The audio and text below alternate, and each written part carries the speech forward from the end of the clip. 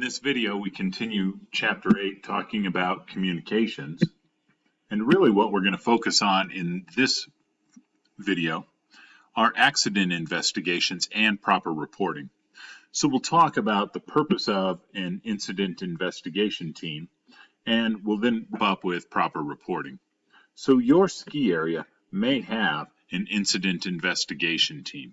That's going to be really tied to some of your local protocols, but that's going to be really important if you have a life-threatening injury on the hill, such as a cardiac event, a death at a ski area, or a lift-related accident, a skier collision, an injury involving a motorized vehicle such as a snowmobile or a cat, or a human-made object, maybe a snow gun on the side of the run.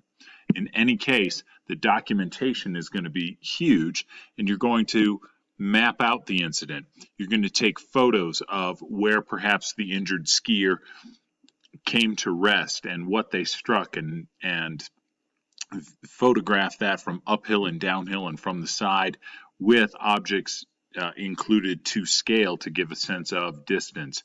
You need to collect witness statements. That could be from the lift operator who was at the top of the ramp. It could be a bystander, family member, whatever. Part of that is going to be the incident form or patient care report as well. And always, if you have any questions, you need to make sure that you follow through with your area management. Now, it's really key that this happens as quickly as possible so that you can preserve an accurate record of events. Any delay could result in loss of that information.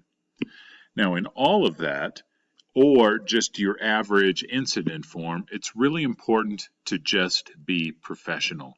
We're talking about medical and legal documents, whether it's the patient care report or an incident form or AI, accident investigation, or as OEC 6 calls it, II, incident investigation. You need to be professional and careful. Now, an acronym that will help with that is very common sense. Include the facts in an unbiased form. Make sure that everything is accurate and complete. Avoid slang. Make sure that it's legible so that you can follow up and read your own writing should you be faced with it in court in a couple of years. Make sure that everything is organized, error-free, and checked. It may be that your patrol director proofreads that documentation at the end of the day, or your risk manager, to ensure all of these things, that it's factual and accurate and legible and organized, occurs. So what happens if you're completing that form and you need to correct an error? If you make a written error, always just line it out with a single line through the error. You would then go ahead and maybe initial above and go ahead and write the date on there if you need to, and then just keep writing, as we see in the example right here.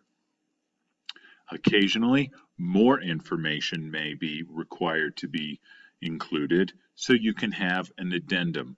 And so the standard procedure is to just write the additional information, make sure that it's dated and timed and signed, and just attach it to the original form. Don't go back to the original form. Don't make additions there that perhaps the patient didn't sign off on. Add that addendum. Could be, something that you forgot or that you need to include, or sometimes I've had incidents that just, doggone it, a single form doesn't allow for everything that I needed to record, and so this is what you do. Attach the original form, dated and signed. In summary, written communication doesn't just fall out of the sky. It needs to be professional and detailed. And so because it's going to be a medical or legal document, make sure that you exercise care.